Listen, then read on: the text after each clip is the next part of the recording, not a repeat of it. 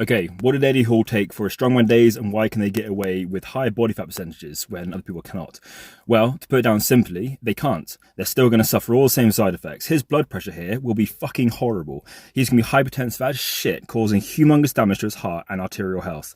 There's no question about it. That's how it is. He has not done this healthily. Strongmen in general do not do this in a health conscious manner. They're putting everything on the line to be the strongest. That has to be noted.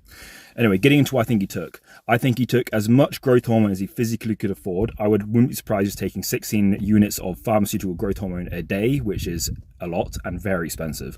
Taking a lot of insulin along with every single meal, and we know he eats a lot, so a lot of insulin. He's going to do that so he can basically get as big as possible. That's why he's so rounded here. Alongside that, he's got insane test bloat going on here, so I would assume he's got very high estrogen levels, and I think he's running it that high for his joint protection. We know estrogen is protective for the joints and tendon health. So I can say 2 grams of testosterone, probably a combination of esters. I won't go into splits because it doesn't fucking matter, but we say 2 grams of testosterone. I think for the deadlift specifically, not for the strongman competition, he was taking trenbolone, probably 600 milligrams of trenbolone acetate. I wouldn't expect him to go any higher than that. He may well have done, but he wouldn't have taken this for the actual strongman competition in which he won. Trenbolone is terrible for endurance events. For strength events like the deadlift, trenbolone is useful. I expect he also took very high levels of anadrol, probably 100 milligrams every single day. I would not be surprised at that at all. Anavar, he'll probably be taking again 50 plus, maybe 100 of that. Again, that's going to be for joint protective health because he's going to be really putting for his body a lot of hell doing this. I do not expect he'll be taking stuff like D-bol. He might have taken T-bol, but I doubt it.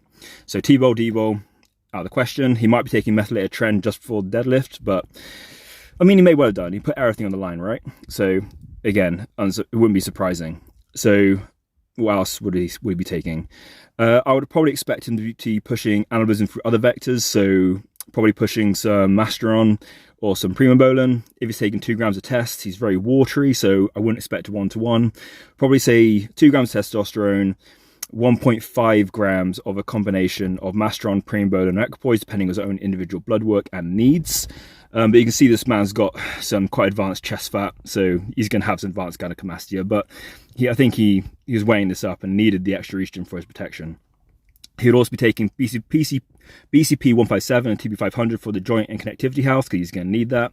And we know he's prone to injuries. So yeah, that's what I think he's taken. They can't run this healthily. This isn't healthy. This is dangerous, but they don't care. Anyway, questions down below, guys.